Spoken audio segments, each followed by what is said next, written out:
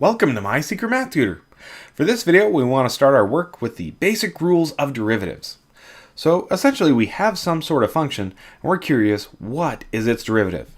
Now in calculus, there's tons of different rules for derivatives, and in this video, we're just going to start off with the very basics. So when you're done with this one, go ahead and watch my video on, say, the power rule, product rule, quotient rule, and chain rule, and you should have a good idea for derivatives.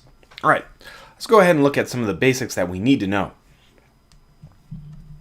The very first thing that I want to point out is that I'll often use this little notation known as the derivative operator. Okay, so what its job is to do is to say I want to take a derivative of a piece of a function. So you can think of many other different operators, like here's one when we were doing the square root of, say, a number. You know, this says I want to take the square root of 4. And just like this is an operator, I use it when I want to take the derivative of something.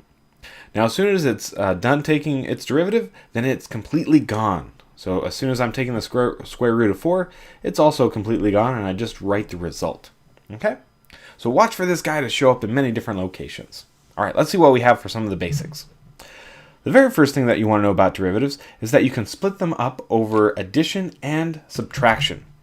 So think of a little situation like this. Maybe I'm taking the derivative of 5 plus or minus x. And I can actually take this derivative and apply it to both of those terms. That way I'm taking just the derivative of 5 or just the derivative of x. And this is a really good handy rule when you have many different pieces to your function. It allows you to break up that derivative among all of those pieces. The next is what to do when you have a derivative of a single constant. So maybe like the derivative of 7, or this could be 5 or 6, who knows. When you take the derivative of a single constant, you get 0. So just 0. Now keep that in mind that it's completely different if you take the derivative of a single x. That derivative is actually 1. When we get to the power rule, you'll see what we do for higher powers of x, like x squared and x cubed, but know that a single power, you get 1.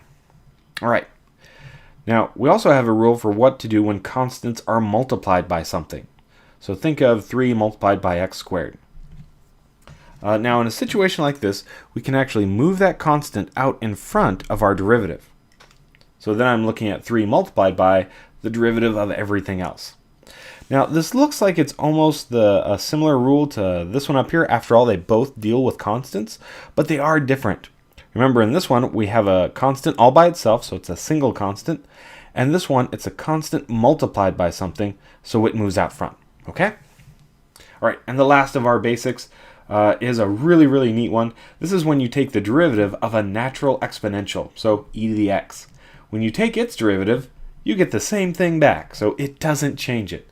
So this is a really handy one, and it's why you often like to see e to the x in a lot of your calculus problems, because you know its derivative is just the same as itself.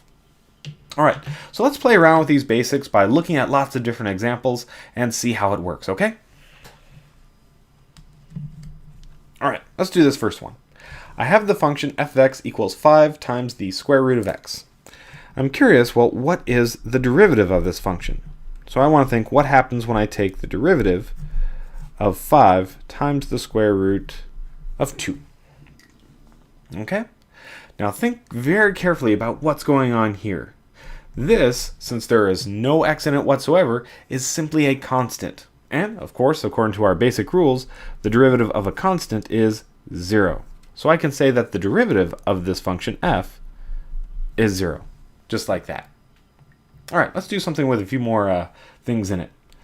In this next one, we want to take the derivative of 3 plus x. So we want to take the derivative 3 plus x. Okay. Now notice how this one has 2 different pieces to it. And so we want to think of taking the derivative of each of them. And we can do it because they're connected using addition. So now I want to know what is the derivative of 3 and what is the derivative of x. Well, again, there's 2 more derivatives that come right off of our basic rule sheet. The derivative of a constant would simply be 0, and the derivative of a single x would be 1. So I could simplify all of this and say, what is the derivative of f? Well, it's simply 1. All right, not too bad. Let's look at a few more. Let's see if we can take the derivative of 5x plus 1. derivative of f.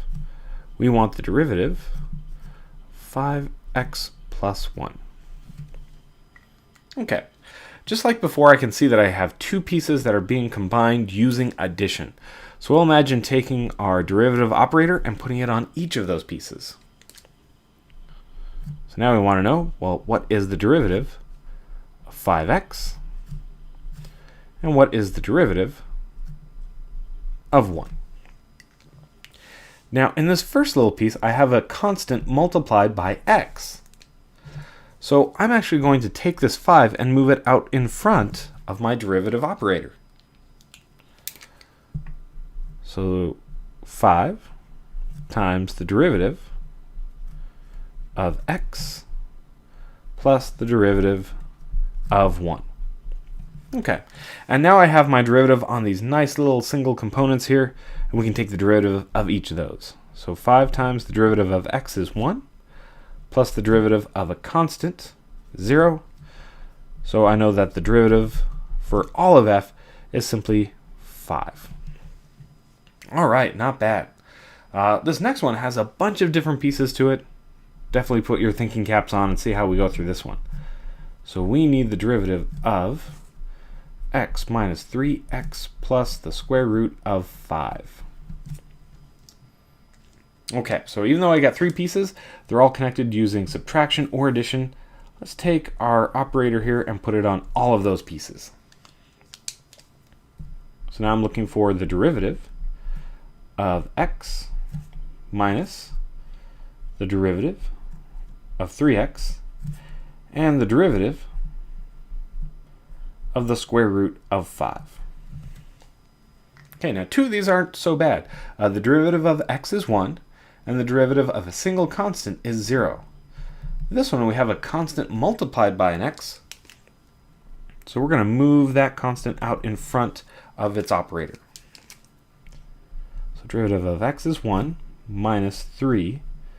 Still need to take the derivative of x plus 0. Okay, so now this is the last derivative I have to do, and of course the derivative of x is 1.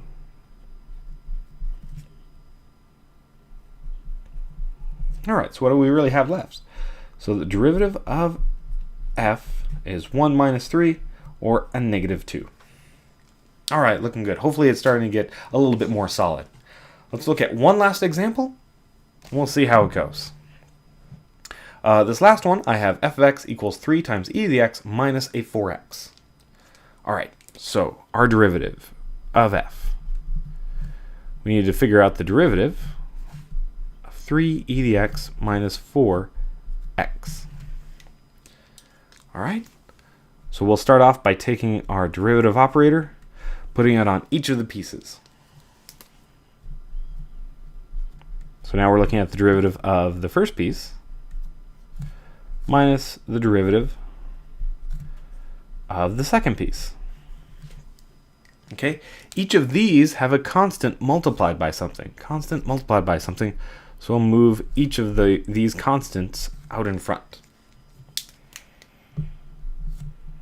So 3, the derivative